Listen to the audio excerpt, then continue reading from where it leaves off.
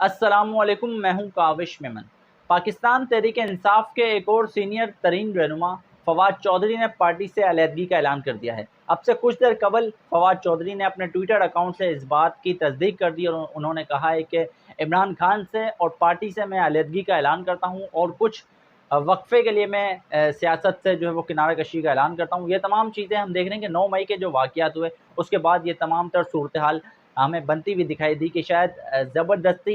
या जबरन या दबाव में आकर ये तमाम चीज़ें की जा रही हैं या करवाई जा रही हैं। क्योंकि जितनी भी पीटीआई की जो फ्रंट की लीडरशिप है वो हमने देखा कि इन वाक़यात के बाद अरेस्ट होती रही और अब जो रिहा हो रहा है वो एक प्रेस टॉक करता है और उसमें ये ऐलान करता है कि हम 9 मई के वाक़यात की मज़म्मत करते हैं और पाकिस्तान तहरीक-ए-इंसाफ या इमरान खान या सियासत छोड़ने का हम ऐलान करते हैं। तो मुझे ज़ाती तौर पर अगर पूछा जाए तो मुझे ये तमाम चीज़ें अलार्मिंग लगती है। मतलब ये खतरे की बात है। अगर शीरी मज़ारी, अगर फवाद चौधरी या और जो पीटीआई के लोगों ने इस वक्त पार्टी से अलहदगी का ऐलान किया या सियासत छोड़ने का ऐलान किया तो वो ऐसा नहीं हो सकता कि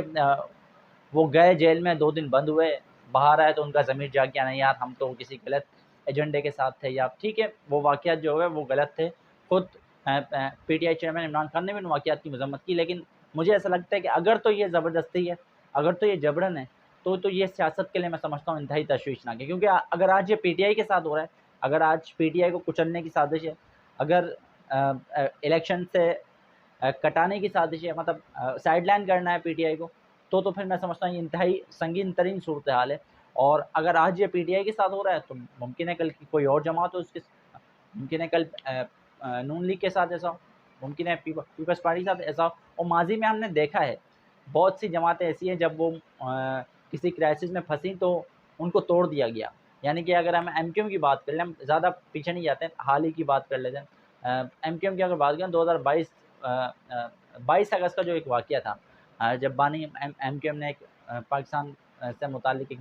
नारा लगाया था और उसके बाद जो तमाम तर सिचुएशन पैदा हुई, जिसके बाद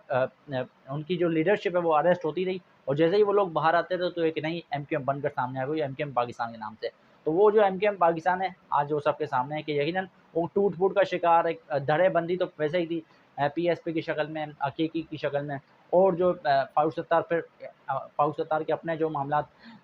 पार्टी के साथ ख़राब हो गए थे तो उन्होंने एक अपनी जमात तश्कील दे दी थी। तो ये तमाम सिचुएशन थी, एमक्यूएम को भी उस 22 अगस्त के बाद तोड़ दिया गया क्योंकि जो लीडर था वो साइडलाइन हो गया, उसको जो है वो फ्रंट पर आने नहीं दिया गया और वो तमाम चीज़ें जो लोगों ने देखी, मंजर-आम पाई। फिर इससे पीछे चले जाएँ तो फिर पीपल्स पार्टी के साथ भी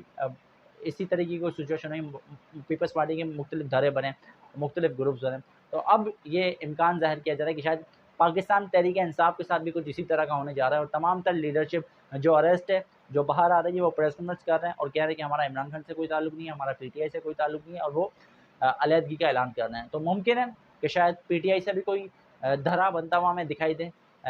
ये भी खबरें आ रही हैं कि हो सकता है जहांगीर तरीन इन तमाम लोगों को जिन्होंने इस वक्त पार्टी से अलहदगी का ऐलान किया है, जहांगीर तरीन उनको एक प्लेटफॉर्म पे ले आएँ और कोई एक और नई जमात तश्कील दी जाए। तो मैं समझता हूँ कि अगर किसी भी जमात को ख़त्म ताकत के ज़ोर पर या जबर के ज़ोर पर या